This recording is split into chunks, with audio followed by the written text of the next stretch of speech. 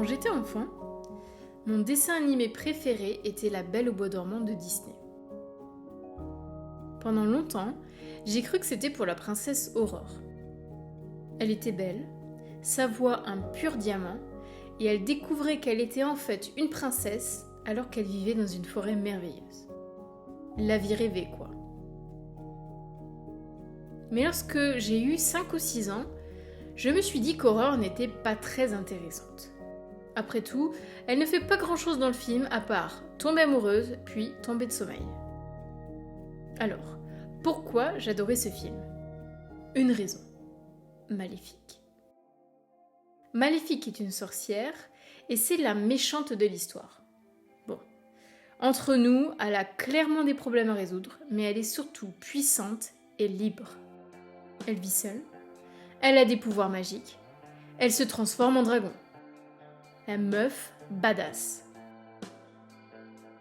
Mais pourquoi les femmes fortes et indépendantes doivent-elles toujours être les méchantes de chaque histoire ?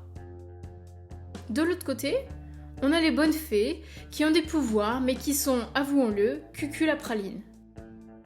Les femmes puissantes sont-elles condamnées à ne jamais être gentilles ?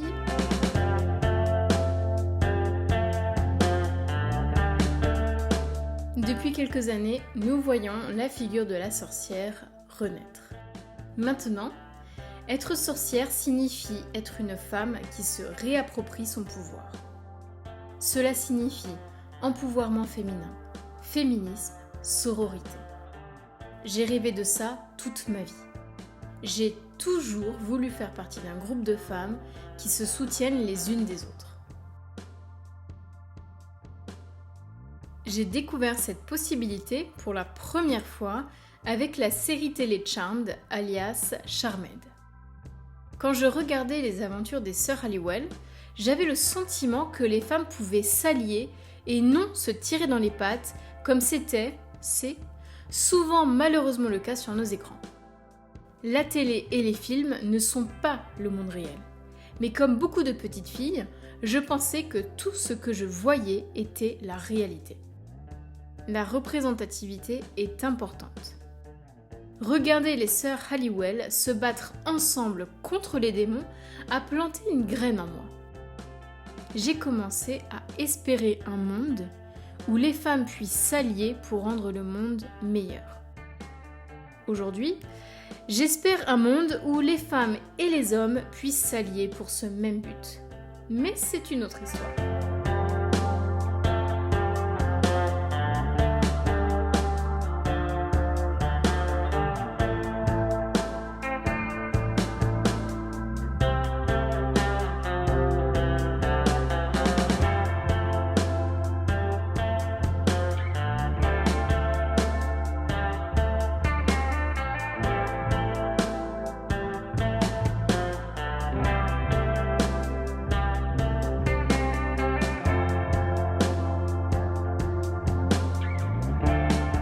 En France, beaucoup d'initiatives utilisent le terme « sœurcière », qui est la contraction des deux mots « sœur » et « sorcière ».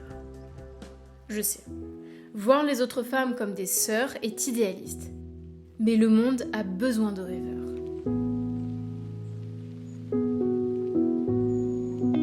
Pour moi, une sorcière peut être solitaire, mais sa pratique doit faire partie d'un tout plus grand qu'elle.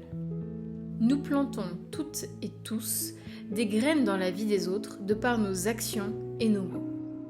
Un coven peut être bien plus que des sorcières qui se réunissent pour une fête païenne. Cela peut être des femmes qui se rencontrent pour parler, danser, cuisiner, faire du sport, protester, écrire des manifestes et ainsi de suite. Alors, qui fait partie de ton coven ? Pense à toutes les femmes qui ont nourri ton cœur et ton esprit. Pense à tout ce que tu as reçu. Pense à la personne que tu es devenue. Pense à la manière dont ces femmes ont influencé ton être. Sois empli de gratitude et remercie-les, en pensée ou en vrai.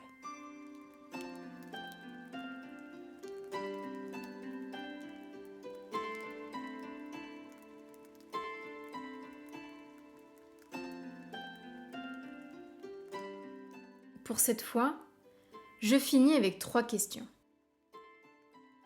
Quelle sorcière veux-tu devenir ? Quelle sorcière es-tu aujourd'hui ? Et que veux-tu offrir au monde ?